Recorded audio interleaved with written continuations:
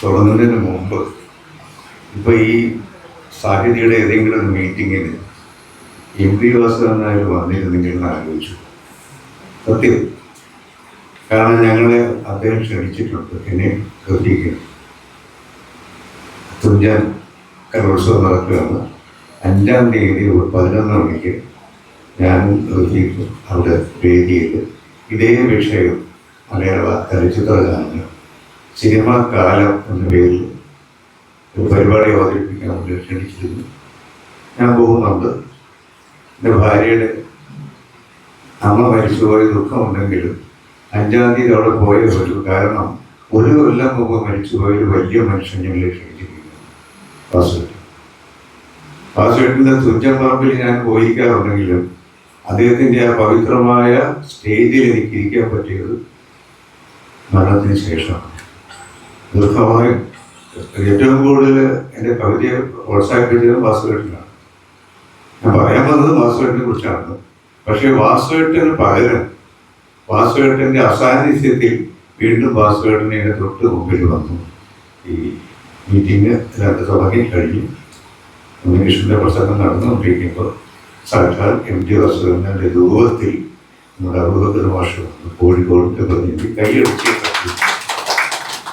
നമ്മളാരും അറിയാത്തൊരു കഥ പറയാം. ഇദ്ദേഹം അക്കാഡമി സെക്രട്ടറിയോ അതൊന്നുമല്ല.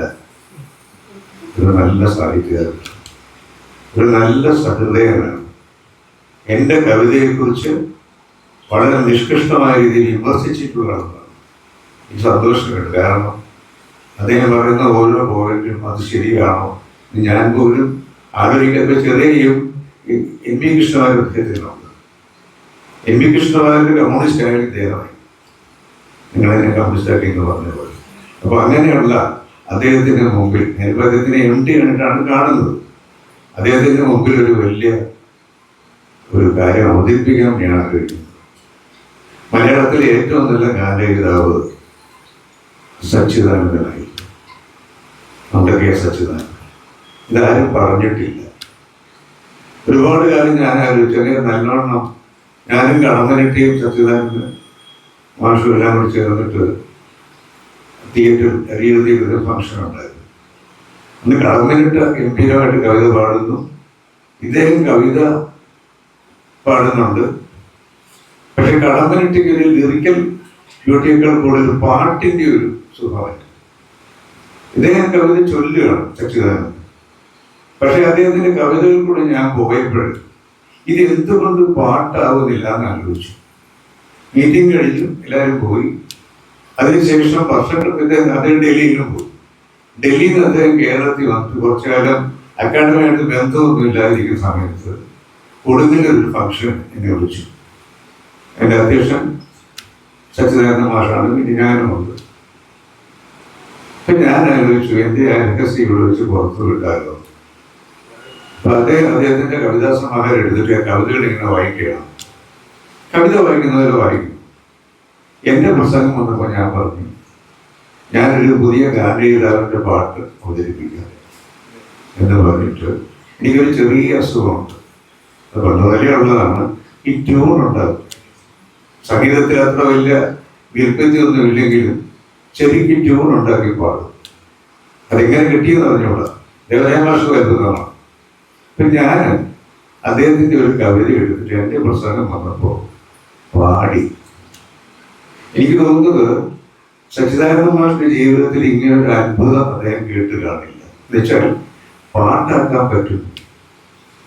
അദ്ദേഹത്തിൻ്റെ ഗഹനമായ കവിത പാട്ടായിട്ട് ആവിഷ്കരിക്കാൻ പറ്റും. അപ്പോൾ ഒരിക്കലും ഒരു ഗാനം ചെയ്താവുന്ന രീതിയിൽ അറിയപ്പെടാത്ത അദ്ദേഹത്തിൻ്റെ ആ പാട്ട് ഈ കവിതയായിട്ട് അഭേദം ചെയ്യുകയാണ്. യാതൊരു വ്യത്യാസമില്ല. അപ്പൊ അങ്ങനെ വന്നപ്പോൾ ഏത് കവിതയും പാട്ടാണെന്നും ഏത് കവിതയ്ക്കും സംഗീതം വന്നു കഴിയുമ്പോൾ ജനങ്ങളിലേക്ക് പകരുമെന്നും പഠിപ്പിച്ച പുനർനമ്പൂരി നമ്മൾ മറന്നു. അദ്ദേഹവും പാട്ടെഴുതുകാരനായി. വയലാറിനും പി. ഭാസ്കരനും അതിനേക്കാളൊക്കെ മുമ്പുള്ള ഒരുപാട് ആൾക്കാർ, ഞങ്ങൾക്കൊക്കെ മുമ്പ് സുന്ദരമായിട്ട് പാട്ടെഴുതിയ ആദ്യത്തെ ഗാനരചയിതാവ് പുനർനമ്പൂതിരി അല്ലേ. ഞാൻ പേരുഭാഷയെ മറക്കുന്നില്ല, കുഞ്ഞന്തേ പേരുണ്ടെങ്കിലും അദ്ദേഹത്തിൻ്റെ ഒരു പാട്ട് ഞാൻ ട്യൂൺ ചെയ്ത് പാടിയൊക്കെ എനിക്ക് തന്നെ ബോധക്കേട്.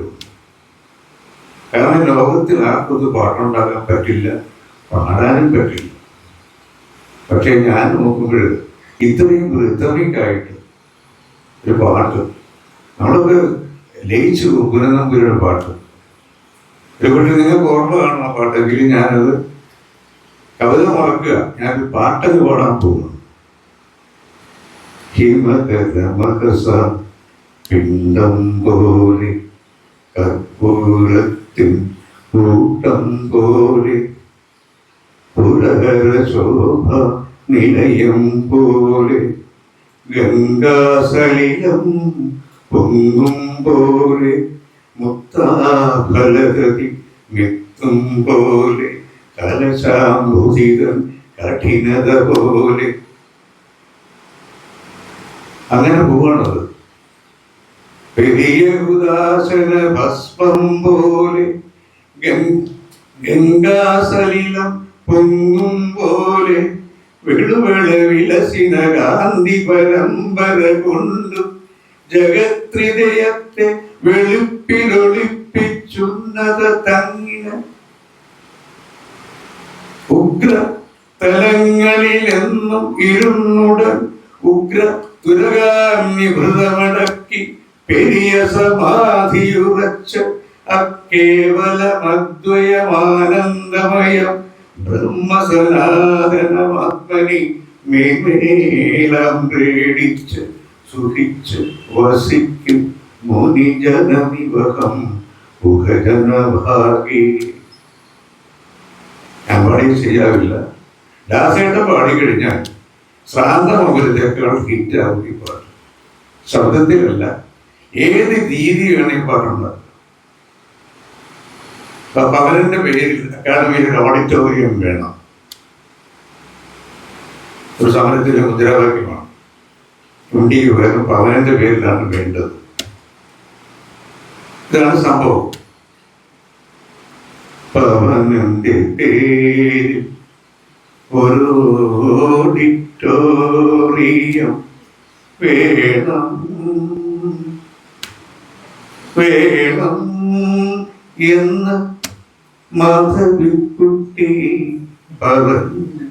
പറഞ്ഞിട്ട് ഒരു പാട്ട് നാളെ ഈശ്വരത്തിനെ കൊണ്ട് ഞാൻ ട്യൂൺ ചെയ്ത് പാടിച്ചു കഴിഞ്ഞാൽ അത് ഹിറ്റാണ്. പക്ഷേ അത് പാട്ടാണോ? അല്ല. അത് കവിതയാണോ? അല്ല. നേരെ മറിച്ച വർഷങ്ങൾ അഹിതത്തിനൊക്കെ മുമ്പുള്ളവരാണ് ഈ വരുന്ന പോതിരി. അദ്ദേഹം എഴുതിയ ഹിമകരഹവസ പിണ്ഡം പോലെ എന്ന് പറയുന്ന അത് കവിത ചൊല്ലുന്ന പോലെ ചൊല്ലാം. പറഞ്ഞു വന്നത് അത്ര ഗഹനവും സുന്ദരവുമാണ് പാട്ട്. പാട്ടും കവിതയും രണ്ടാണെന്ന് പറഞ്ഞ് വെറുതെ ഒരു വേർതി ഉണ്ടാക്കാൻ കുഴപ്പമാണ്.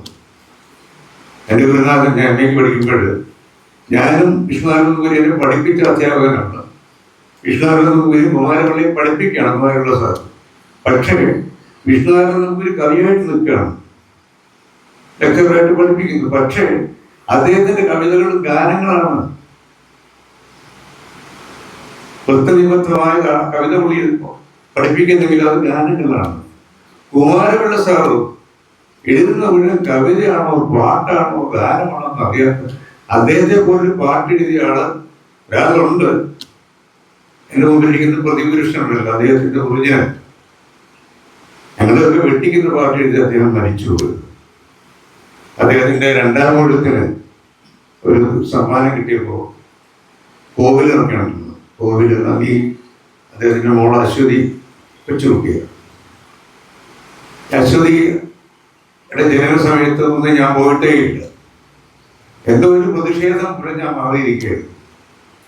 പക്ഷേ അശ്വതി കുറച്ച് വളർന്നു കഴിഞ്ഞപ്പോൾ ഈ രണ്ടാം ഊഴത്തിന് സമ്മാനമൊക്കെ കിട്ടിയപ്പോൾ ഒരു ഒരു തിയേറ്ററിൽ വെച്ച് വലിയ ചടങ്ങുണ്ട്. വൈശാഖനും ഒരുപാട് എം ടിയുടെ ആരാധകരായ എഴുത്തുകാരൻ ഇതിലൊക്കെയാണ് അവിടെ ചടങ്ങിലുണ്ട്. വാസവട്ടം പുറത്തിങ്ങനെ നടക്കുകയാണ്. അപ്പൊ ഞങ്ങൾ കുറച്ച് താമസിച്ചിരുന്നോണ്ട് ഞാനും കോവിലിനും താമസിച്ചിരുന്നത്. അപ്പൊ ഞങ്ങൾക്കുള്ള ഫുഡ് അദ്ദേഹത്തിന്റെ അവിടെ ഒരു വീട് പാലപ്പെടുത്തി ഏറ്റവും നല്ല വീടും ഫുഡൊക്കെ തന്നുകൊണ്ടിരിക്കുകയാണ്. അപ്പൊ ഫുഡൊക്കെ കഴിച്ച് ഞങ്ങൾ ഇറങ്ങി വന്നു. അപ്പൊ എന്റെ ഊഴമായി. വൈശാഖന്റെ പ്രസംഗം കഴിഞ്ഞു, എന്റെ ഊഴമായി. വാസവട്ടൻ അപ്പോൾ വന്നിട്ടുണ്ട്. പുള്ളി ഓഡിറ്റോറിയത്തിൽ പുറത്ത് നിൽക്കുകയാണ്. അപ്പൊ ഞാൻ പറഞ്ഞ രണ്ടാമൂഴത്തിനെ കുറിച്ചൊന്നും ഞാൻ പറയുന്നില്ല, ഒരുപാട് പേര് പറഞ്ഞു കഴിഞ്ഞു. ഞാനിപ്പോ മലയാളത്തിലെ ഏറ്റവും നല്ലൊരു പാട്ട് പാടാം. അപ്പൊ ഈ രണ്ടാമൂഴ സമയത്ത് നമ്മുടെ ചലച്ചിത്രകാരനെ പറ്റി പറയുന്ന ബന്ധം ആലോചിക്കുന്നുണ്ട്. എന്നിട്ട് എൻ്റെ മുൻ സുഹൃത്തുക്കളെ ഞാൻ അവിടെ പാടി. അത് ഞാൻ കുറച്ചുകൂടെ ചെറുപ്പമാണ്, ആ ആവേശവും. മാത്രമല്ല എനിക്ക് പാട്ട് പാടാൻ അറിയാമെന്നുള്ളത് 10 പേരെ അറിയിക്കുകയും വേണം. അതാണ് പൂർണ്ണമായ ലക്ഷ്യം. കഷ്ടകാരൻ്റെ ശബ്ദമുള്ള ആരൊക്കെയോ പറഞ്ഞു. ആ ഒരു ഊറ്റത്തിലാണ് ഞാൻ ഈ സംഭവം. ഒരാൾ മാത്രമേ ഉള്ളിലാകുന്നുണ്ട്, ജയലയ മാഷ് മാത്രം. ഞാൻ ചോദിച്ചു, എനിക്ക് പാട്ട് പാടണം. നീ പാടണ്ട, യേശു പാടും. അപ്പൊ ക്ലിയർ ആയില്ല. അപ്പൊ ഞാൻ അവിടെ കയറിയും പാടുകയാണ്. പാടിയത് എന്താണെന്ന് അറിയുമോ? നിങ്ങളൊക്കെ എഴുതിയെടുത്ത് പഠിക്കേണ്ട ഒരു പാട്ടാണ്. എവിടെയാണെന്ന് തുമ്പ് കിട്ടിയിട്ട് ചുരുമുടി, ഇല്ലെങ്കിൽ മരണം എത്തുന്ന നേരം, ഇതൊക്കെ നല്ല പാട്ടുകളാണ്, സംശയമില്ല. പക്ഷേ ഇതിനെയൊക്കെ വെട്ടുന്ന ഒരു പാട്ടാണ് മനുഷ്യ എഴുതി വെച്ചത്. ആരാണ്? എനിക്ക് ആ പാട്ടറിയാമോ? എന്തൊരു പാട്ടറിയും. യേശുദാസ് അല്ല, KM മാണി പാടിയാൽ പോലും ആ പാട്ട് മനോഹരമാണ്. അല്ല, KM Mani is a great man. ശബ്ദപരമായിട്ട് KM മാണിയുടെ അത്ര വലിയ ശബ്ദം എനിക്ക് തോന്നുന്നു. പക്ഷേ ഞാൻ ആ പാട്ട് പാടി. അപ്പൊ ദാസേട്ടൻ വന്ന് അവിടെ, അദ്ദേഹം വന്ന് നിൽക്കുകയാണ്, വാസുവേട്ടൻ ഇങ്ങനെ വന്ന് നിൽക്കുകയാണ്. പുള്ളി മുണ്ടൊക്കെ മടക്കി കൊത്തി പുറത്ത് നടക്കുന്ന അവിടെ നിൽക്കുന്നു. അദ്ദേഹത്തിൻ്റെ ഒരുപാട് ശിഷ്യഗണങ്ങൾ, ആലങ്കോടും അങ്ങനെ ഒരുപാട് ആരാധക വൃന്ദങ്ങളൊക്കെ ഉണ്ട്. ഇവരൊക്കെ അത് കേൾക്കാവുന്നവരാണ്. ഞാൻ പാടിയ പാട്ട് എൻ്റെ പാട്ടല്ല, മലയാളത്തിൻ്റെ പാട്ടാണ്. ഉച്ച സമയത്ത് ആ പാട്ട് പാടുന്നത്. ഉച്ചയാകുമ്പോൾ യേശാകരൻ മാഷൊക്കെ ഉറക്കം വരുന്നുണ്ട്. ഒരുപാട് പേര് ചർച്ച നടത്തിക്കൊണ്ട് രണ്ടാമത്തെ കുറിച്ച് ഈ ഉറക്കം മൂട്ടാണ് എല്ലാവരും. അപ്പോഴാണ് ഞാനിത് പാടുന്നത്. ശുഭരാത്രി ശുഭരാത്രി നിങ്ങൾക്ക് നേരുന്നു ശുഭരാത്രി. പാസ്വേഡിനവിടെ നിന്നു. എൻ്റെ ലക്ഷ്യം മുഴുവൻ പാസ്വേഡിനാണ്. എൻ്റെ ഗാനപരമുള്ള കഴിവ് പുള്ളി ഇങ്ങനെ, പുള്ളിക്കൊരു പ്രത്യേകതയുണ്ട്, ഉള്ളിലുള്ള വികാരം പുറത്തേക്ക് വരില്ല. അപ്പൊ അബൂബക്കർ മാഷെ കണ്ടാലും സംസാരിച്ചാലും ഉള്ളിൽ എന്താണ് പുള്ളി ഉദ്ദേശിക്കുന്നത് മാഷക്ക് മനസ്സിലാവില്ല. വലിയ ഇഷ്ടമായിരിക്കും, പക്ഷെ പുറമെ അതിങ്ങനെ പിടിച്ചുകൊണ്ടിരിക്കും. അഥവാ നമ്മൾ ചോദിക്കുകയാണെങ്കിൽ അദ്ദേഹം പറയും, അബൂബക്കർ മാഷ് ഉണ്ടായിരുന്നു പുള്ളിയുടെ പുസ്തകം സാഹിത്യത്തെ കവിതയെ കുറിച്ചൊക്കെ ഡെന്റീഷൻ കഴിഞ്ഞ് പറയാം. അവിടെ തീർന്നു. ഈ 2 ദിവസം ഉണ്ടാവില്ല, പറയുണ്ടാവില്ല. അപ്പോഴാണ് ഒരു തെണ്ടും ഒരേ കാന്ത പത്രികൻ കാവൽ നീക്കും താര സഖികളെ നിങ്ങൾക്ക് നന്ദി. ശുഭരാത്രി. യൂസഫലിക്ക് എങ്ങനെ എഴുതുന്ന പാട്ടാണ്. പാസ്വേട്ടിന്റെ തന്നെ വളർത്തുന്ന ഗുണങ്ങൾ അദ്ദേഹത്തിൻ്റെയാണ്. അപ്പൊ അദ്ദേഹത്തിന് ഇത് പാട്ട് എഴുതാൻ താല്പര്യമേ ഇല്ല. യൂസഫലിക്ക് എന്തോ അസുഖമോ ഒക്കെ വന്ന് കുഴപ്പത്തിലാണ്. ഹരികരനാണെങ്കിൽ ഒരേ നിർബന്ധം, പാട്ടോണിയും റെക്കോർഡ് ചെയ്യണം. ദാസേട്ടൻ്റെ കുഴപ്പമുണ്ട്, അദ്ദേഹം ദൈവത്തെ പോലെ കറങ്ങിക്കൊണ്ടിരിക്കുന്നതുകൊണ്ട് ഈ റെക്കോർഡിംഗ് സ്റ്റുഡിയോയിൽ പുള്ളി വരാൻ വേണ്ടി താമസിക്കും. എനിക്ക് പിണറായി വിജയന്റെ കുറിച്ചുള്ള പ്രശ്നം ഉണ്ടാകുന്നു, കുറച്ച് വേണം. പിണറായി പ്രസംഗിക്കുമ്പോൾ ശ്രദ്ധിക്കരുത്, അദ്ദേഹം വെള്ളം കുടിക്കും.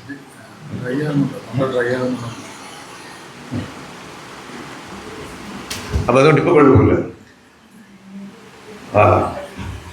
പുരാണ കീലയുടെ താഴ്വാരത്തിൽ ചുവന്ന ജയപുരിയിൽ സിന്ധടത്തിൽ പൂർണിക്കരയിൽ എന്നും മേൽപ്പുഴ എനിക്കു നൽകിയ നീലവാനമേ. എങ്ങനെയുണ്ട്? ഒരു നോവലിസ്റ്റ് എഴുതിയ പാട്ടാണിത്. ഗതികേട് കൊണ്ട് വാസുവേട്ടൻ എഴുതി കൊടുത്ത ആ പാട്ടിന്റെ മുമ്പിൽ സാഷ്ടാംഗം വീണുമാര് എം പി ശ്രീനിവാസൻ. അദ്ദേഹമാണ് ജോലി ചെയ്തത്. അദ്ദേഹത്തിന്റെ ജോലിയുടെ വലിയ അപകടമാണ്. ഞാനും പുള്ളിയും കൂടെ വർക്ക് ചെയ്തപ്പോഴേക്ക് മനസ്സിലായി. ദേവരാജ മാഷൊക്കെ മിനിമം രാവിലെ ഇദ്ദേഹം അങ്ങനെയല്ല. നിന്നെ ഞാൻ കൊല്ലും എന്ന് പറഞ്ഞു കഴിഞ്ഞാൽ അത് ഈ അദ്ദേഹമാണ് പറയുന്നതെങ്കിൽ നിന്നെ ഞാൻ കൊല്ലും, ഇങ്ങനെ കൊല്ലുന്നതിൻ്റെ ഗർഭകങ്ങൾ കൂടും. ഈ ഗർഭകങ്ങൾക്കനുസരിച്ച് പാട്ട് എഴുതാൻ ആകെ ഒരു മിടുക്കൽ മാത്രമേ ഉള്ളൂ. വൈകി കൊടുക്കും. വൈകി പോകുമ്പോൾ പറയും പക്ഷേ ആരാ മ്യൂസിക്കിലൊക്കെ MDS ആണ്. അപ്പൊ പുള്ളിക്ക് ഒരു ഗമകം വരും പോകുമ്പോൾ തന്നെ. വൈകി പാട്ടുകാരനല്ലെങ്കിലും അതനുസരിച്ച് എഴുതിക്കൊടുക്കും. ഈ MTയുടെ ക്ലിഷ്ടമായ വരികളാണെന്നൊക്കെ തോന്നുന്നു. പക്ഷേ അത് MBS പോലും ഞെട്ടിപ്പോയി. അദ്ദേഹം സുന്ദരമായി ട്യൂൺ ചെയ്തു. മലയാളത്തിൽ ദാസേട്ടൻ പാടിയ ഒരു ഹിറ്റ് പാട്ട് അതായിരുന്നു. എല്ലാ കവികളും അസൂയയുടെ നോക്കുന്ന ഒരു പാട്ടും അതാണ്. ഈ അടുത്ത ദിവസം നമ്മുടെ സുഭാഷ് ചന്ദ്രനോട് സംസാരിച്ചപ്പോൾ നല്ലോണം പാടുന്ന പത്രാധിപരാണ് സുഭാഷ് ചന്ദ്രൻ. എനിക്ക് തോന്നുന്നത് പാടുന്ന വിശാലെന്ന് കേട്ടിട്ടുണ്ട്. പക്ഷേ പത്രാധിപരുടെ കൂട്ടത്തിൽ പാടുന്നവരെ നല്ല മനോഹരമായിട്ട് പാടും. ക്ലാസ്സിൽ വിളിച്ചിട്ടുണ്ട് സുഭാഷ്. ഒരിക്കൽ എനിക്കൊരു പാട്ട് എനിക്ക് അയച്ചു തന്നു. ഗംഭീരമായിരിക്കുന്നു. ബ്രഹ്മാനന്ദൻ പാടിയൊരു പാട്ട്. അപ്പൊ ഞാൻ പറഞ്ഞു വന്നത് ഈ പാടുന്ന MT വാസുദേവനാരുടെ പാട്ടുകൾ അതിമനോഹരമായിട്ട് പാട്ടാക്കിയപ്പോൾ MT കവിയാണോ അതോ ഗാനരചയിതാവാണോ എനിക്ക് സംശയം. ഇത് തന്നെ വാസുദേവനെ പറ്റി അനഘസങ്കൽപ്പ ഗായിക ഈ ഭാസ്കരന്റെ പാട്ട്, അതിനൊരു പാട്ടുണ്ട്. അതൊക്കെ പോട്ടെ, എൻ്റെ മാഷ് എന്നെ പഠിപ്പിച്ച കുമാരൻ, എന്നെ ഇൻവിസിബിളിൽ ഏറ്റവും ചോസറൊക്കെ പഠിപ്പിച്ചുകൊണ്ടിരിക്കുന്ന കുമാരപിള്ള സാറിനെ വെട്ടിക്കാൻ ഏതാ ഗാനേതാ ഉള്ളത്? ഹൃദയത്തിൻ രോമാഞ്ചം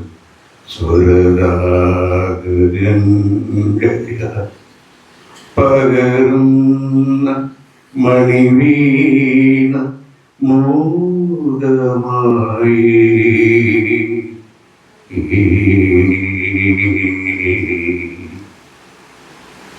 തളരുന്ന തന്തി തളരാതെന്നും ഇതൊരു ഒഴുക്ക് കണ്ടില്ലേ? അത് കോഴിക്കോടിന്റെ മണ്ണിലുണ്ട്. യഥാർത്ഥ സംഗീത സംവിധായകന്റെ പാട്ട് കോഴിക്കോടാണ് വരുന്നത്. അവിടെയും ഡോമിനേറ്റ് ചെയ്യുന്നത് കോഴിക്കോടാണ്. മാഷൊക്കെ ആനന്ദിക്കാം. അതറിയാമോ? ബാബുരാജ്, അതുപോലെ MT, ഈ പറഞ്ഞ പോലെ രാഘവ മാഷ്. അവസാന നിമിഷത്തിൽ അടരുന്ന പാതിര പോലെ ആരോരുമോരാതെ ഹൃദയത്തിൽ തലവെച്ചും ആരോ മലയാളിൽ നുകർക്കമായി. എന്തായി പറയുന്നത്?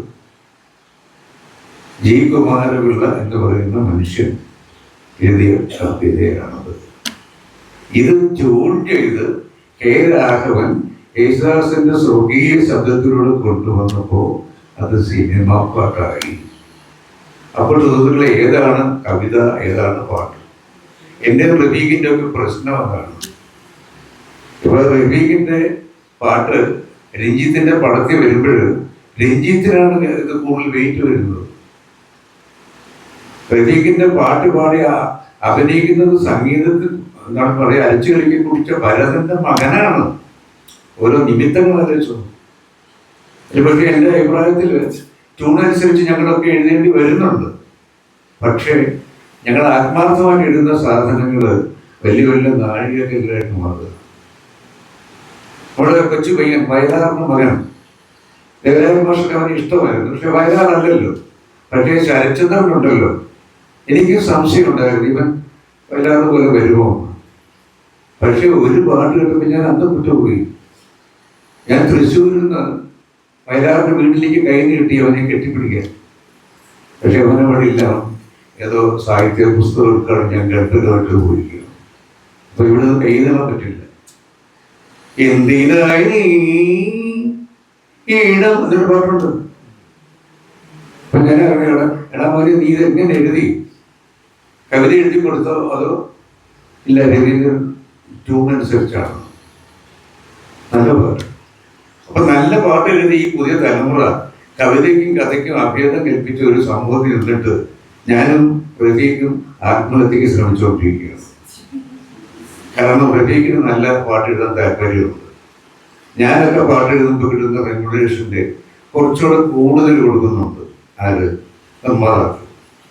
അന്ന് 500 രൂപയ്ക്ക് സത്യൻ അഭിനയിച്ചിരുന്നെങ്കിൽ 500 കോടിക്കാണ് ഇപ്പോഴത്തെ ഹീറോ അഭിനയിക്കുന്നത്. അന്ന് വയലാറിന് 10 രൂപ കിട്ടിയെങ്കിൽ ഇന്ന് 10 കോടിയാണ് എഴുതുകാർക്ക് കിട്ടിയ. നോർമലി അങ്ങനെ വരുമല്ലോ. ഇതിന്റെ ഒരു ഉയർച്ചയിൽ സിനിമകൾ നശിക്കുകയായിരുന്നു. അപ്പോൾ ഞാൻ എന്ത് ചെയ്തു? ഈ പരിപാടി വേണ്ടാന്ന് വെച്ചിട്ട് ഭോ ഭോ ഒരു ശബ്ദം കേൾപ്പിക്കും. ഞാൻ എന്താ ഞാൻ കേൾപ്പിച്ചതല്ല. ONVയുടെ വീട്ടിൽ 4 പ്രൊഡ്യൂസേഴ്സ് പോയിട്ട് ഇരുന്നു. ചെറുപ്പക്കാരാണ്. ONVക്കാണെങ്കിൽ ഒരുമാതിരി നല്ല മുഖങ്ങളിലെ വലിയ ദേഷ്യമാണ്, ഭയങ്കര വിഷം. അതുകൊണ്ടാണ് അദ്ദേഹം തോറ്റുപോയ ഇലക്ഷൻ. മുഖത്തൊരു സ്നേഹഭാവമില്ല. എനിക്ക് വോട്ട് തരൂ, ഒരൊറ്റ ആൾ വോട്ട്. അപ്പം പല CPM-കാരൊക്കെ പറഞ്ഞു, ദേവരായൻ പറഞ്ഞു, മര്യാദയ്ക്ക് വോട്ട് വെച്ചില്ല, അവനെ ജയിച്ചു പോയത്. യവനെ ആൾക്കാരെ ചിന്തിച്ചോ, ഞാൻ ഇടതുപക്ഷ പ്രസ്ഥാനത്തിൻ്റെ എനിക്ക് വോട്ട് തന്നെങ്കിൽ ഈ രാജ്യം നശിക്കും എന്നൊക്കെ പറയുമ്പോൾ പാവപ്പെട്ട ആൾക്കാരാണ്. നേരെ മറിച്ച് ചാൾസ് ആണെങ്കിൽ പാവമാണ്. അവരുടെ ഓപ്പോസിറ്റ് സ്ഥാനാർത്ഥി ചാൾസിന് ONV എന്ന് പറയാൻ പോലും എഴുതാൻ പോലും അറിയാത്ത ഈ സംശയമുണ്ട്. അയാൾ പോയിട്ട് എന്ത് ഭൂരിപക്ഷമാണെന്ന് അറിയാം. അപ്പം ONV കണ്ടിട്ട് തോറ്റു. അപ്പൊ ഞാൻ ദേവരായ മാഷ വിളിച്ചോണ്ട് നമ്മുടെ മാഷ് തോറ്റു പോയി എന്ന് പറഞ്ഞു. അവനെ നോക്കിയാൽ നീ വോട്ട് ചെയ്യൂ. അവൻ എൻ്റെ അടുത്ത് വന്ന് പാട്ട് കൊണ്ട് വരും. ഞാൻ അവൻ്റെ മുഖത്തേക്ക് നീ എൻ്റെ ഓമനല്ലേ എന്നാണ് പാട്ടിലായി. ഇവൻ എൻ്റെ മുഖത്തേക്ക് ഒരു കാർബോളയൊക്കെ നോക്കിയിട്ട് കഴിഞ്ഞാൽ ടൂർ വരും. നേരെ മറിച്ച് വയലാറാണെങ്കിൽ നമുക്ക് എഴുതാൻ തോന്നും. അപ്പൊ അത് അദ്ദേഹത്തിന്റെ കുഴപ്പമല്ല, അത് ഓരോ രീതികളാണ്. ഞാൻ നിന്നെ സ്നേഹിക്കുന്നു എന്ന് പറയുന്ന പുള്ളിയുടെ സ്വഭാവം അതാണ്. അദ്ദേഹം വന്നിട്ട് ഇപ്പൊ അബൂബക്കർ മാഷെ വിളിച്ചിട്ട് അക്കാഡമി എങ്ങനെയുണ്ടോ ചോദിക്കുമ്പോൾ പുള്ളിക്ക് തോന്നുന്നത് ഒരു ക്രിസ്ത്യനിക്ക് പോലെ, കാരണം നല്ല സ്നേഹമായിട്ട് ചോദിക്കുന്നതാണ്. എന്നും പറഞ്ഞതുപോലെ ഈ സമീപനത്തിലുള്ള ഒരു വ്യത്യാസമുണ്ട്. അത് പാട്ടെഴുത്തിൽ പ്രകടമാകുന്ന ONVയുടെ നേരെ 4 ചെറുപ്പക്കാരെ പോയിട്ട് ഒരുത്തൻ ഇപ്പൊ എല്ലാം മ്യൂസിക് ഡയറക്ടേഴ്സ് എല്ലാം കമ്പോസ് ചെയ്തു. കമ്പോസിറ്റോടെ ഇപ്പൊ ഇല്ല, ഗിറ്റാറൊക്കെ പോയിട്ട് ചെന്നിട്ട് പറയുന്നത് മാഷ 4 പാട്ട് വേണം. അപ്പോൾ മാഷ് അപ്പൊ തന്നെ പുള്ളിക്ക് ദേഷ്യമായി. 4 പാട്ട് വേണം. ശരി, ആദ്യത്തെ പാട്ട് പുള്ളി മനസ്സിലായി. ഇങ്ങോട്ട് പറഞ്ഞു തുടങ്ങുകയാണ്. അതൊന്ന് വായിച്ച്. അപ്പോൾ ചെറുപ്പക്കാർ പിള്ളേരാണ്. അവന് ഗിറ്റാറിൽ ആദ്യത്തെ പാട്ട് മാഷ കേട്ടില്ലേ? കേട്ടു. ആദ്യത്തെ 3 ലൈൻ ഇങ്ങനെ വരണം. അത് കഴിഞ്ഞാലോ അപ്പൊ ഈ വന്നിരിക്കുന്ന ഡയറക്ടർ അവൻ ഗിറ്റാർ വായിച്ചിട്ട് ഇത്രയും പാടുള്ളൂ. സത്യം. ഈ ONV സാധാരണ നോർമൽ മനുഷ്യനാകുമ്പോൾ ഇദ്ദേഹത്തിന് ടെമ്പർ ലൂസ് ചെയ്താണോ വട്ടായതാണോ എന്നുള്ളത് ആൾക്കാരിക്കുകയാണ്. ഭാര്യ സരോജിനിയുണ്ട്. അവർ ഇവിടെ ഓടി വന്നു നോക്കുമ്പോൾ 4 ചെറുപ്പക്കാർ ഹിപ്പികളാണ് വന്നിരിക്കുന്നത്. ഒരു ഗിറ്റാർ വാങ്ങിയിട്ട് ഓടിക്കൊണ്ടിരിക്കുകയാണ്. അവർ ചോദിച്ചു, ഭാര്യ ചോദിച്ചു, എന്താ ഭാഷ എന്തിനും സംഭവിച്ചത്? അപ്പോൾ ONV ഒന്നും മിണ്ടാതെ മേച്ചന്മാർ ഇവരുടെ കാസ്റ്റാണെന്ന് വിചാരിച്ചുകൊണ്ട് അങ്ങനെയല്ലോ വർഗീയത ഇത് സംഭവിച്ചു. അതുകൊണ്ട് ഇങ്ങനെ വരുന്ന പാർട്ടികളിലൊക്കെ ഞാൻ വായിപ്പിട്ട് എനിക്ക് എടുത്തിട്ട് പോയി. ഇത് ഒഴിവായത് നമ്മുടെ എന്തായാലും പേര് ഭരതന്റെ പടത്തിൽ കീരവാണി എന്ന് പറയുന്ന ഒരാൾ വന്ന് ഒരു പാട്ട് എഴുതാൻ വേണ്ടി എന്നെ വിളിച്ചപ്പോൾ എനിക്ക് ഇതിനെ അനുഭവം ഉണ്ടായി. കീരവാണി പക്ഷെ തെലുങ്കനാണ്, ബുദ്ധിമുട്ടാണ്, എനിക്ക് രക്ഷയില്ല, മലയാളം അറിയില്ല. അപ്പൊ ഭരതൻ പറഞ്ഞ് എന്തെങ്കിലും ഒരു ഡെമ്മി ഇട്ട് കൊടുക്കുക, രാജൻ എഴുതി കൊടുക്കും. അപ്പൊ ഞാൻ പറഞ്ഞു ശരി, റെഡിയായിട്ടിരിക്കുക. അപ്പൊ ഡെമ്മി കിട്ടും. കർമ്മകാല പുസ്തകം കൊണ്ടുവന്ന ബാലിക. ഞാൻ ഞെട്ടി. സുപ്രീം കോടതി കൊണ്ട് എന്നെ അകത്താക്കും. ഒരു പെൺകുട്ടി കാമപാഠ പുസ്തകമായിട്ട് വന്നു എന്ന്. അത് ഡെമ്മിയാക്കണം. ഒരു മണിക്കൂർ കഴിഞ്ഞാൽ റെക്കോർഡിംഗ് ആണ്. അപ്പൊ ഞാൻ ചോദിച്ചു എന്താണ് ഈ ഡെമ്മി എഴുതിയാൽ മതി. കാമപാഠ പുസ്തകം കൊണ്ടുവന്ന് ബാലിക. ഞാൻ പ്രതിനെ നോക്കി. പ്രതിയായിട്ട് ജയിലിൽ പോകുന്ന കേസാണല്ലോ. പുള്ളി പറഞ്ഞു അവൻ അത്രയും മലയാളം അറിയാവും, നീ ഉള്ളത് വെച്ച് പിടിച്ചു. അങ്ങനെയാണ്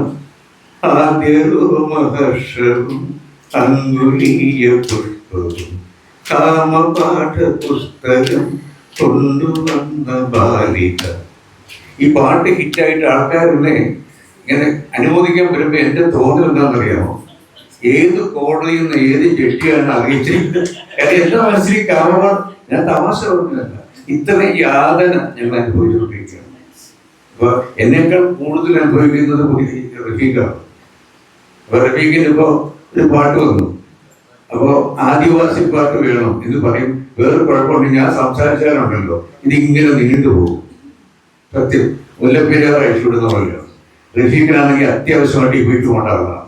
റഫീഖിനെയാണ് നിങ്ങൾ കേൾക്കുന്നത്. ഞാൻ തൃശ്ശൂരുള്ളവനാണ്. അതുകൊണ്ട് ഞാൻ തൽക്കാലം എൻ്റെ പ്രസംഗം ഒന്ന് ചുരുക്കിയിട്ട്, വളരെ ചുരുക്കിയിട്ട്, ഞാൻ ഉദ്ദേശിച്ച 2 പോയിന്റ് മാത്രം പറഞ്ഞ് ഒതുക്കാം. എന്താണെന്നറിയാമോ? ഒന്ന്, ഇന്നിപ്പോൾ മലയാളത്തിൽ പാട്ടെഴുത്ത് എന്ന് പറയുന്നത് തീർന്നു. പുതിയൊരു, അത് ദാസേട്ടൻ മിനിഞ്ഞാന്ന് എന്നോട് അമേരിക്കയിൽ നിന്ന് വിളിച്ച് പറഞ്ഞതാണ്. എൻ്റെ കൊച്ചുമോനാണ്, നല്ലോണം പാടും, ദേവർഷി വിഷ്ണു. ഇപ്പൊ അത് അത്ഭുതമല്ല ഞാനീ പറഞ്ഞ സംഭവം. സിനിമയിൽ വർക്ക് ചെയ്യുന്ന എല്ലാവരുടെയും മക്കൾ പാടുക, അഭിനയിക്കുകയും സംവിധാനമൊക്കെ ചെയ്യും. അങ്ങനെ ഒരു സിസ്റ്റമായിട്ട് മാറിയിരിക്കുകയാണ്. അതുകൊണ്ട് ഞാൻ അങ്ങനെ പറയുന്നതാണ്. അപ്പം ദാസേട്ടൻ വിളിക്കുമ്പോൾ വേഗം ഓടി വരും. എന്നിട്ട് അദ്ദേഹത്തിന്റെ കോൾ ഇവൻ അറ്റൻഡ് ചെയ്യണം. ഇവന് ഇടയ്ക്കിടയ്ക്ക് ബഹളം കൂട്ടം പോയി. ഞാൻ ദാസേട്ടന് മനസ്സിലായി എന്തോ ശല്യമാണ്, അവന് കൊടുക്കാൻ പറഞ്ഞു പോയി. അപ്പൊ കൊടുത്തപ്പോൾ ദാസേട്ടൻ്റെ ഒരു ഡയലോഗാണ്, പാടുമെന്ന് ചോദിച്ചു. ഏത് പാട്ടാണോ പാടുന്നത്? അപ്പൊ പുള്ളി ഉദ്ദേശിക്കുന്നത് നല്ലൊരു പാട്ടാണ്. ഇവൻ പറയുന്നു അഗരം ഇപ്പോൾ ശിഖരം ആച്ചു എന്ന് പറഞ്ഞു. ഇയാളും വിശ്വരസം പാടിയത്. ഒരു കുട്ടി അങ്ങനെ ചോദിക്കില്ല. അപ്പൊ അവന് മനസ്സിലായി ഇവനെന്തോ ഒരു സെൻസുള്ളവനാണ്. മോനെ പറഞ്ഞു, നീ പാട്ട് പാടിക്കോളൂ, നീ വേടനാകരുത്. അങ്ങനെ പറഞ്ഞതാണ്. അന്ന് ബോക്സ് ഓഫീസിലെ ഒന്നല്ല വേടൻ ശുദ്ധമായിട്ട് പാടിക്കൊണ്ടിരിക്കുകയാണ്. അങ്ങനെ പറഞ്ഞ് വേടനെ അപഹസിച്ച് പറഞ്ഞത്. ആദ്യത്തെ വേടൻ വാൽമീകി അരുത് കാട്ടാളാന്ന് പറഞ്ഞു. 2ാമത്തെ വേടൻ നിന്റെ അച്ഛനാണ് ഒരുങ്ങുന്നത്. കാരണം അത് അബൂബക്കർ മാഷ് അദ്ദേഹത്തിന്റെ ചെറുപ്പത്തിലെ പാടി വന്ന് കാണാൻ വഴിയുണ്ട്. എക്കെങ്കിലും പാടിയിട്ടുണ്ട്. അത് ബാബുരാജ് വലിയ വളരെ ഫേമസ് പാട്ടാണ്. ഇരുനാഴി മണ്ണിന്നായി ഉരുകുന്ന കർഷകർ ഇരുകാലിമാടുകൾ ആയിരുന്നു. അത് മാറി അത് മാറി അത് മാറി കാറ്റിന്റെ ഗതി മാറി ഇരവിന്റെ തലകൊയ്യുന്നരിവാളായി അമ്പിളി പൊങ്ങി. അങ്ങനെ അടിമകളുടെ ചുടുകണ്ണിൽ തീത്തുള്ളികളായി മാറി അടിമത്ത കാടാകെ തീപ്പൊരി മാറി.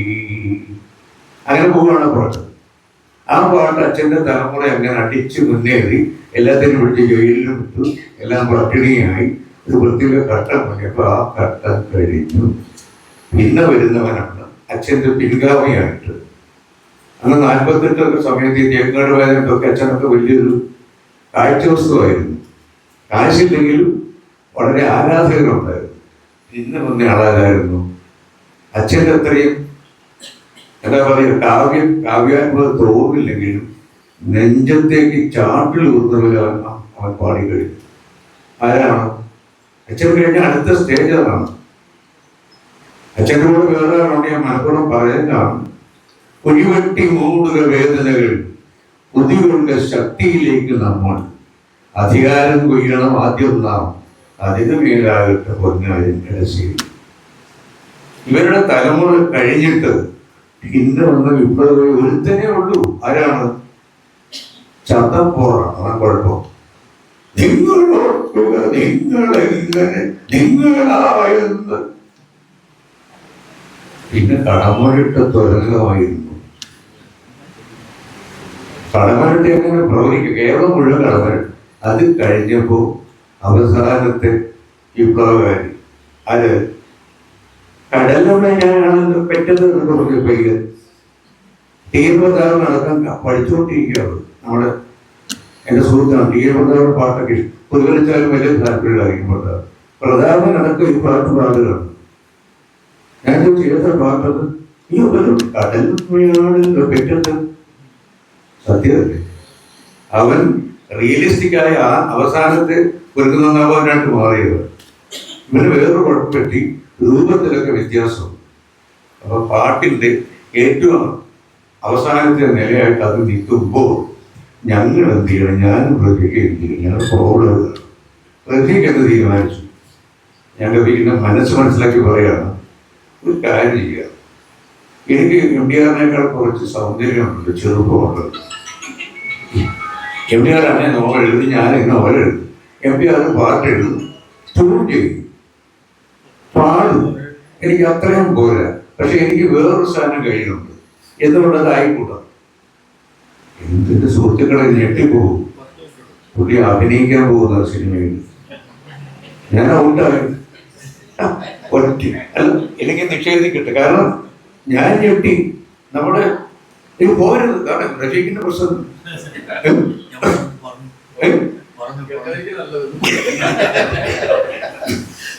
ഇദ്ദേഹം അഭിനയിക്കുന്ന സിനിമ അപ്പൊ അങ്ങനെ റഫീഖ് ഞാൻ നോക്കുമ്പോഴേ ഞാൻ ആദ്യം നമ്മുടെ റഫീഖ് അഭിനയിക്കുന്നു പറയുന്ന വേറൊരു ഗാനേതാവാണ്. അയാളല്ല സംസാരിക്കുന്നത്, അയാളുടെ അസൂയയാണ്. റഫീഖ് അയാളുടെ വീട്ടിൽ പോയിട്ട് അപകടം കാണിച്ച പോലെ നമ്മൾ റഫീഖ് അഭിനയിക്കുന്നു. എവിടെയാണ് ഞാൻ അഭിനയിക്കുന്നു? ഞാൻ കണ്ടു. സത്യം അറിയിക്കും. റഫീഖിനെ വിളിച്ച് ചോദിക്കുന്നത് എന്താണെന്നറിയാം. നമ്മൾ അഭിനയിക്കുന്നത് പബ്ലിസിറ്റി വന്നാൽ പോലും പടം വന്നാൽ സത്യമാകും. പക്ഷേ റഫീഖ് അഭിനയിക്കാൻ തീരുമാനിച്ചു. ഞാൻ പാടാനും മ്യൂസിക് കൊടുക്കാനും സംവിധാനം ചെയ്യാൻ തീരുമാനിച്ചു. പാട്ടെന്ന് പറയുന്നത് ഒഴിവാക്കുക. സംവിധാനം എന്ന് വെച്ചാൽ ഞാൻ പാട്ട് സംവിധാനം ചെയ്ത് എൻ്റെ ഗതികേട് കൊണ്ടാണ്. ഒറ്റ നല്ല ട്യൂണില്ല. ഞാൻ അവസാനമായിട്ട് ഒരു 10-12 പാട്ട് ചോദിച്ചു എല്ലാ യേശുദാസിനെ കൊണ്ടാണ്. ഒരു പാട്ടാണെങ്കിൽ ഇന്നലെ മോഹൻലാലിൻ്റെ അമ്മ ഇന്നലെ കഴിഞ്ഞാൽ വിളിച്ചപ്പോൾ എൻ്റെ ആ പാട്ടിൻ്റെ ഒരു ലൈനാണ് ഇട്ടിരുന്നത്. എനിക്കറിയില്ല ഈ അമൃതാനന്ദമയുടെ അവിടെ പോയിട്ടാണ് അവൻ ട്രീറ്റ് ചെയ്തെന്ന് എനിക്കറിയില്ല. പാട്ട് ഞാൻ പണ്ട് എഴുതിയതാണ്. അമ്മ നിലാവി വരും അമൃത ചുംബനം തരും ആവിരി മാറി അഭയമേകും ആദരമേകും അമ്മ നിലാവി വരും അമൃത ചുംബനം. അപ്പൊ യമുനാകല്യാണിയാണല്ലോ രാഗം. ഞാൻ ഉദ്ദേശിച്ചത് എൻ്റെ രാഗവിസ്താരത്തിൻ്റെ ആ ഒരു മാക്സിമം കേട്ടിട്ട് ദാസേട്ടൻ അവിടെ നിന്ന് വന്ന് എന്നെ ആരെങ്കിലും ചെയ്യണം പാടി കഴിഞ്ഞിട്ട് എന്നുള്ള അർത്ഥത്തിൽ കുറച്ച് രാഗം കൂട്ടി എൻ്റെ അമൃത ചുംബനങ്ങൾ തരും.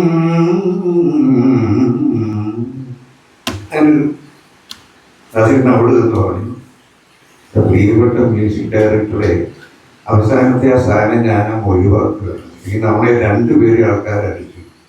ഇത്രയും ഭക്തിപൂർവ്വം അവസാനിപ്പിക്കുന്ന ലൈനാണ് അമൃത ചുംബനങ്ങൾ തരും. അത്രയും പാടുള്ളൂ. തരും. അത് പിന്നെ ഏതെങ്കിലും അവസരം കൊണ്ട് പിന്നെ പാടിക്കാമോ എന്ന് പറഞ്ഞ പോലെ സംഗീതത്തിൽ ഗർഭത്തിലുള്ളവൻ സംഗീതം ചെയ്യുക, അഭിനയിക്കാൻ യോഗ്യതയുള്ളവൻ അഭിനയിക്കുക. അങ്ങനെ മലയാളത്തിലെ ഗാനം രചയിതാക്കളൊക്കെ ഇപ്പോൾ ഒന്നിൽ സംസാരരാകുന്നു. ഗാനം അസ്തമിച്ചു. ഇനി ഒരു പാട്ട് എഴുതാൻ ആർക്കും പറ്റില്ല. കാരണം എഴുതുന്ന മുഴുവൻ വയലാർ എഴുതി കഴിഞ്ഞു. പക്ഷേ ഈ പാട്ടുകൾ ആസ്വദിക്കാനും പുതിയ തലമുറയെ ഉണ്ടാക്കാനും കഴിവുള്ള ഒരു ഗ്രൂപ്പ് ഇടുന്നുണ്ട്. അതുകൊണ്ടാണ് ഞാൻ കഴിഞ്ഞൊരു മീറ്റിംഗ് KVSനെ കാണാം. KVSന്റെ ഏറ്റവും അടുത്ത ഫ്രണ്ടാണ്. അപ്പം ഞാൻ താമസിച്ചാണ് വന്നത്. എന്നേക്കാൾ മുമ്പ് എൻ്റെ വലിയൊരു ബാഗുണ്ട്. ആ ബാഗാണ് ആദ്യം വരുന്നത്, പിന്നെയാണ് ഞാൻ വരുന്നത്. ഇത് മനസ്സിലാക്കി ഉണ്ണീഷൻ ചെയ്തു. അടുത്ത മീറ്റിങ്ങിന് എം ഡി ആറിനോട് നല്ല ബാഗ് വാങ്ങിച്ചു. ഇതിന്റെ ഭാഗ്യം ഉണ്ടായത് ആർക്കാണെന്ന് അറിയാമോ? പ്രതീകനാണ്. ഓർക്കാപ്പുറത്ത് ബാഗ് കിട്ടി. അപ്പൊ ഞാൻ ഈ ബാഗുമായിട്ട് ഇങ്ങനെ വരികയാണ്. അപ്പൊ ഞങ്ങളെല്ലാം നിൽക്കുന്ന ഉണ്ണീഷനുണ്ട്. ഇവരെല്ലാം ആ സമയത്ത് എന്നെ കണ്ട് ഞാനിങ്ങനെ അത് അഡ്ജസ്റ്റ് ചെയ്ത് താമസം വന്നത് KVS അറിയണം പൊക്കൊണ്ടിരിക്കുകയാണ്. എം ഡിയിലായ എന്തിനാ പറഞ്ഞു. എന്നെ റെക്കഗ്നൈസ് ചെയ്തു. അവിടെ ഇരുന്ന് ഞാൻ എന്നെ മാറുന്നില്ല എന്ന് പറഞ്ഞതുപോലെ ഈ KG ശങ്കരപിള്ളയും അങ്ങനെയുള്ള നല്ല കവികളെയും ഒക്കെ കൊണ്ട് അതേ സ്ഥലത്ത് അതിനേക്കാൾ വലുപ്പത്തിലിരുത്താവുന്ന ഒരാളാണ് ഈ രവികൃഷ്ണൻ. എൻ്റെ സുഹൃത്തുക്കൾ പറയല്ല, അസൂയ തീരെ ഇല്ലാതെയാണ് ഞാൻ ഈ മനുഷ്യനെ ഇഷ്ടപ്പെടുന്നത്. കാരണം ഞങ്ങൾക്ക് അങ്ങനെ വിരോധത്തിന് കാരണമില്ല. കാരണം ഞാൻ അഭിനയിക്കാൻ പോകുന്നില്ല. ഞാൻ അഭിനയിച്ചാൽ നിങ്ങൾക്ക് ഇഷ്ടപ്പെടുകയില്ല. വേണമെങ്കിൽ അഭിനയിച്ചിട്ട് പിടച്ച് വീഴുമ്പോൾ നിങ്ങൾ ഒറ്റ വാക്കിൽ എന്നെ ഒതുക്കും. ഡയറി ചെയ്ത് വൃത്തം മരിച്ചു പോയെന്ന് അറിയാം, ഡയറി ചെയ്യുന്നു അങ്ങനെ അതേ ഉണ്ടാവുള്ളൂ. അപ്പൊ ആ റഫീഖിന്റെ കവിത എന്ന് പറയുന്നത് കുറച്ചൊരു അപകടം പിടിച്ച കാര്യമാണ് പറയാൻ പോകുന്നത്. ഏറ്റവും കൂടുതൽ അപഹസിക്കപ്പെട്ട എൻ്റെ സുഹൃത്താണെങ്കിലും പേര് ഞാൻ പറയുന്നില്ല, ഏറ്റവും കൂടുതൽ ഞാൻ വന്നതിന് 10 വർഷത്തിന് ശേഷമാണല്ലോ വന്നത്. ഒരു സാധുവാണ്.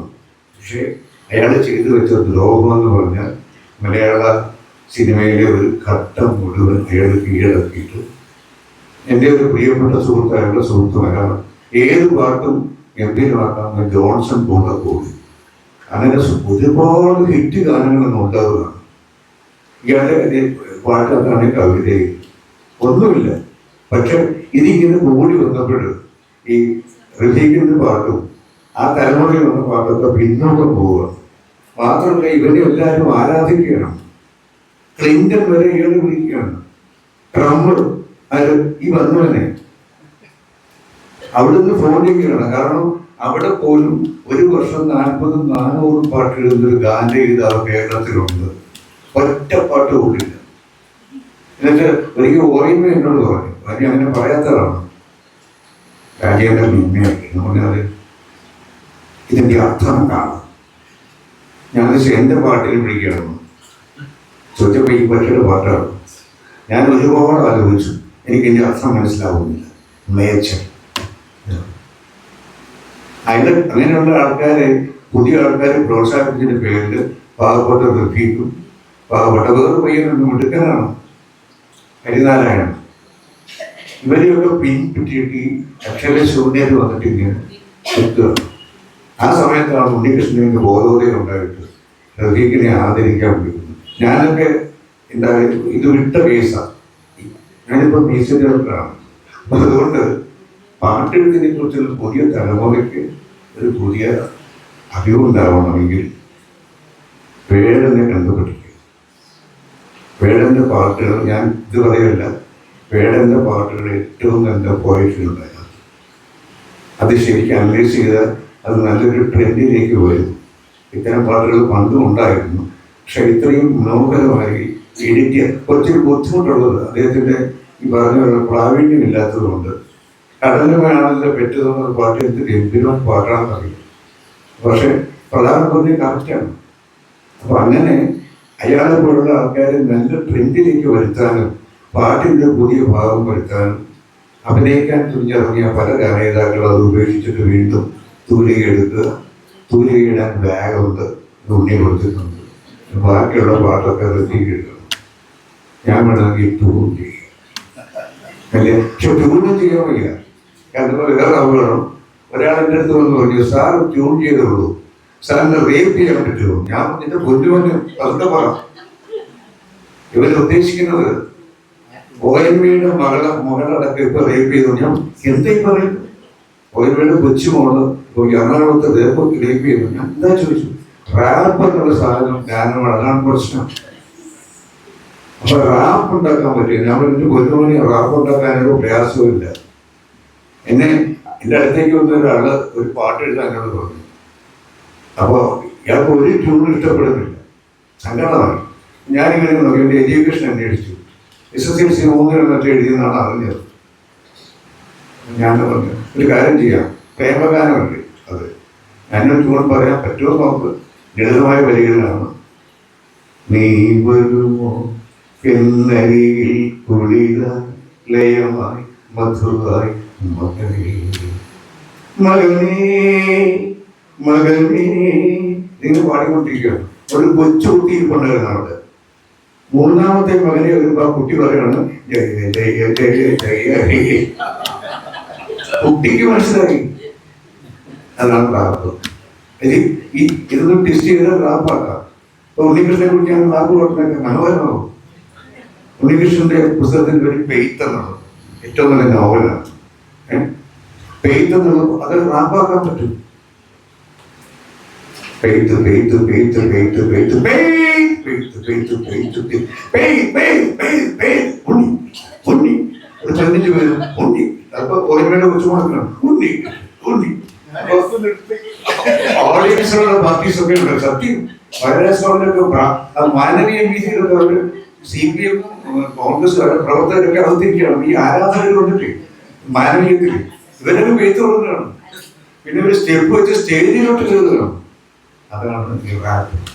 നല്ല റാപ്പ് ഉണ്ടായിരുന്നു. ആ റാപ്പിന് വികൃതമായിട്ട് അനുകരിച്ച് നമ്മുടെ കർണാടക സംഗീതവും പോയി, റാപ്പും പോയി. കസരപ്പ് ശരിയാണ്. ഈ അവനവന്റെ സ്വത്വത്തിൽ നിന്ന് മാറ്റുന്നത്. എനിക്കൊരു തമാശ കേൾക്കണം. ഈ 19 വയസ്സായ ഒരു മനുഷ്യൻ അത് ഡൈ ചെയ്യാതെ ചെയ്തുകൊണ്ടിരിക്കുന്നതാണ്. മേളകർത്താരാവിനെ കുറിച്ചുള്ള പുസ്തകമുണ്ട്, മേളകർത്താരാവ്. അതിനെക്കുറിച്ചുള്ള ഒരു പുസ്തകം വന്നത് അദ്ദേഹത്തിന് സംസ്കൃതം അറിയില്ല. ഈ പുസ്തകത്തിലെ ഓരോ രാഗങ്ങളെ കുറിച്ച് അത് പഠിച്ചിട്ട് തത്തുല്യമായ മലയാളം ഉണ്ടാക്കണം എന്നോട് പറഞ്ഞു. അത് ഹെവി വർക്കാണ്. അപ്പൊ ഞാൻ ആദ്യം ഒന്ന് ഉഴപ്പാൻ നോക്കി. പുള്ളി സമ്മതിച്ചില്ല. നീ ശിവകാരിൽ നിന്ന് പുസ്തകമൊക്കെ വ്യക്തി അയച്ചു തന്നിരിക്കണം. അപ്പൊ നിങ്ങൾക്ക് അത് പറ്റും, പക്ഷേ ഒരുപാട് ശ്രമം വേണ്ടി വരും. ഈ മേളകർത്ത രാഗങ്ങൾ പൂർണ്ണമായിട്ട് നമ്മുടെ മലയാളിക്ക് അറിഞ്ഞുകൂടാ. പലരും മേളകർത്താരാഗം പറയുന്നു, വർഗീയത പറയുന്നു പറയും. അപ്പൊ നമ്മളെന്താണല്ല അത് ശരിയാവില്ല. ഞാനൊരു ഹിന്ദുവാണ്, നിങ്ങൾ കർത്താവും കാര്യം അതല്ല. ഇത് മേളകർത്താരാഗം വേറെയാണ്. ഇങ്ങനൊരു കാലത്ത് നിശ്ചയമായിട്ടും നമുക്ക് അത്തരം സംഗീത സരണിയിലേക്ക് കുട്ടികളെ വരുത്താൻ സാധിക്കാൻ കഴിയും. അതിന് നിങ്ങൾ ചെയ്യേണ്ടത് ഇത്രയേ ഉള്ളൂ. ഇടയ്ക്കിടയ്ക്ക് തിരക്കുണ്ടെങ്കിലും റബീഖിനെ പിടിച്ചുകൊണ്ട് വരിക, ഓരോ ബാഗ് കൊടുക്കും. അപ്പൊ പുള്ളി ബിസിനസ്സുകാരനാണല്ലോ, ഒരു ബാഗിന് 2 പാട്ട് ഇങ്ങനൊരു കണ്ടീഷൻ വെച്ചിട്ടുണ്ട്. അങ്ങനെ പുതിയ ആൾക്കാരെ ഉണ്ടാക്കാൻ സാധിച്ചില്ലെങ്കിൽ എനിക്കിപ്പോഴും എൻ്റെ തലമുറ കഴിഞ്ഞാൽ എൻ്റെ തലമുറയല്ല ഒരിക്കലും പാട്ട് രക്ഷപ്പെടാതിരിക്കില്ല എനിക്കറിയാം. കാരണം ഏറ്റവും ഭംഗിയായിട്ട് പാട്ട് എഴുതിയ ഒരാളുണ്ട്. അങ്ങനെക്കുറിച്ച് ഞാനൊരു പാട്ട് ട്യൂൺ ചെയ്ത് പാടി. നമ്മുടെ മത്സാറൊക്കെ വലിയ ആസ്വദിച്ചു. മത്സാറുണ്ടല്ലോ, നടന്മാർ, പുള്ളിക്ക് പാട്ട് ഒരു ഇഷ്ടമാണ്. അപ്പം ഞങ്ങളുടെ കരുണാകരൻ്റെ മകനൊക്കെ ഉണ്ടായിരുന്നു ആ മീറ്റിങ്ങിൽ. TV എന്തെങ്കിലുമുള്ള ഞാൻ പ്രസംഗിക്കുന്നില്ല, ഈ പാട്ടോടെ ഞാൻ നിർത്താമെന്ന് പറഞ്ഞ് പാട്ട് പാടി. ആ പാട്ട് പാടി എൻ്റെ പ്രസംഗം അവസാനിപ്പിക്കും. അതായത് ഈ ഏറ്റവും നല്ല പാട്ടെഴുത്തുകാരൻ മലയാളത്തിലൊക്കെ ഞാൻ നേരത്തെ പറഞ്ഞിട്ടുണ്ട്. അവരുടെയൊക്കെ ഒരു ആരാധന, യേശുദാസ് പോലുള്ള ആരാധന വിഗ്രഹമായിട്ട് ഒരാളുണ്ട്. അദ്ദേഹത്തെ കുറിച്ചുള്ള പാട്ട് ആരാണെന്ന് ഞാൻ പറയാൻ പാട്ട് പാടുമ്പോൾ മനസ്സിലാവും, എങ്കിലും പറഞ്ഞേ പറ്റൂ. ഇതാണ് കവിത എഴുതി ചിങ്ങക്കാട്ടിനു നൽകി കാറ്റതു മൂടി പാട്ടായി മാറി കാമുകരതിനെ പുൽകി വളർത്തി ചന്ദമ്പുഴൊരു കവിത എഴുതി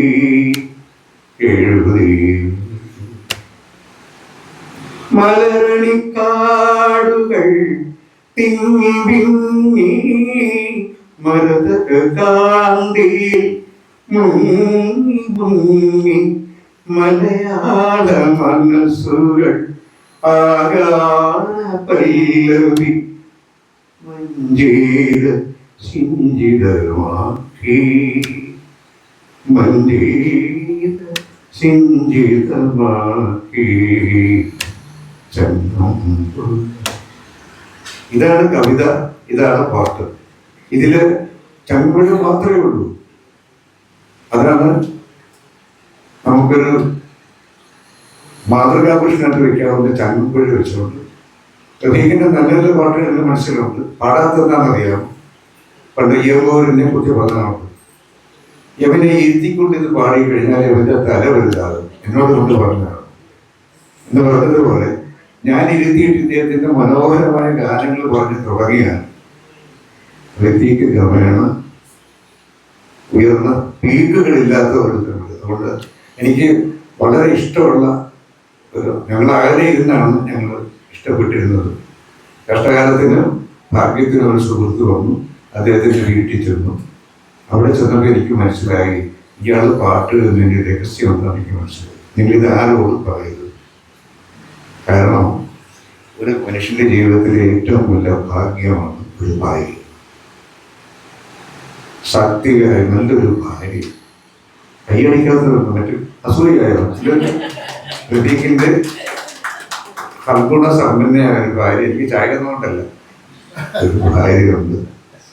സത്യം, ആ ഭാര്യയ്ക്ക് ഇയാളുള്ള റെസ്പെക്ട് വെറും റെസ്പെക്ട് അല്ലെന്ന് എനിക്ക് മനസ്സിലായി. എന്നുവെച്ചാൽ ഇദ്ദേഹത്തിന്റെ ആ കാവ്യശരണിയെ കുറിച്ചൊക്കെ പുള്ളിക്കൊരു ബോധമുണ്ട്. അപ്പൊ അങ്ങനെയുള്ള ഒരു മനുഷ്യൻ. അതുപോലെ മറ്റേയാളും നല്ലവനാണ്. നമ്മുടെ നമ്മുടെ പേര് ഹരിനാരായണൻ. നല്ല മിടുക്കന്മാരാണ്. അവരൊക്കെ പൊങ്ങി വരണം. അവരുടെ പാട്ടുകളൊക്കെ നമുക്ക് നമ്മുടെ കൂട്ടത്തിൽ ഒരു ഗായകൻ വിളിച്ചിരിപ്പുണ്ട്. എൻ്റെ പുറകിലുണ്ട് നല്ല പാട്ടുകാരനാണ്. എൻ്റെ പല രോമാഞ്ചങ്ങൾക്കും കാരണം ഈ ഉണ്ണികൃഷ്ണനാണ്. സുന്ദരി എന്നുള്ള പാട്ട് ഗംഭീരമായിട്ട് പാടുകയാണ്. ഞാൻ അന്തപ്പെട്ടു പോയി. അതിൽ ഒഴുകി ഒഴുകി നാം അറിയാതെ ആരും പാടുകയില്ല. ജമ്മത്താരും പാടില്ല. ഒഴുകി ഒഴുകി ഞാൻ അറിയാതെ പിന്നെ പോവാതെ അത് മൊത്തം പോവും. എൻ്റെ ഈ പ്രായം കണക്കാക്കി എനിക്ക് പകുതിയേ വരുള്ളൂ. പക്ഷെ പുള്ളി എത്രയാ 24 വയസ്സേ ഉള്ളൂ. അതുകൊണ്ട് പുള്ളിക്ക് മനോഹരമായിട്ട് പാടാൻ കഴിയും. ഇങ്ങനെയുള്ള ഗായകരൊക്കെയുള്ള എനിക്കൊന്നും സാഹിത്യ സദസ്സിലൊന്നും ഗായകന്മാരില്ലെന്ന് തോന്നുന്നു, ഇല്ലേ? ഇവിടെ അതുണ്ട്. പിന്നെ അതുപോലെ പറയാൻ പാടില്ല, ഒരുപാട് സുന്ദരികളുണ്ട്. ഒരാൾ സുന്ദരിയാണെന്ന് പറഞ്ഞാൽ മറ്റേ സുന്ദരിക്ക് ദേഷ്യമാകും. പോകുമ്പോൾ ഞാൻ കറങ്ങി വീണാൽ വെള്ളം തരാൻ പോലെ ഒരു നിൽക്കില്ല. അതുകൊണ്ട് അത് പറയുന്നില്ല. ഇത്രയും ഞാൻ ദ്രോഹിച്ചു. അതിന് സമയം തന്ന റഫീഖിന് നന്ദി, ഉണ്ണികൃഷ്ണൻ നന്ദി, പ്രത്യേകിച്ചും ഈ ബാഗിന് നന്ദി. നമസ്കാരം.